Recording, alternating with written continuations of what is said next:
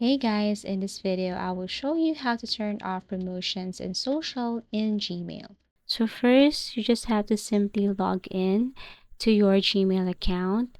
And then let's just say you wanted to turn off this promotion section right here as well as the social.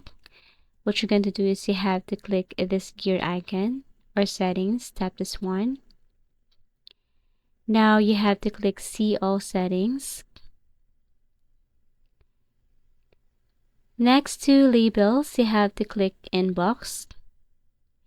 And then under categories, you can see here that you have checked promotion, social updates. So if you want to simply turn off promotions and social in Gmail, all you have to do is to deselect them. Okay, so as you can see, I have uncheck or deselect promotions and social. So what you're going to do is you have to scroll down and then tap save changes. Wait as it is saving, and as you can see, you have turned off promotions as well as social here on your Gmail. Thank you for watching and see you again in our next video tutorials.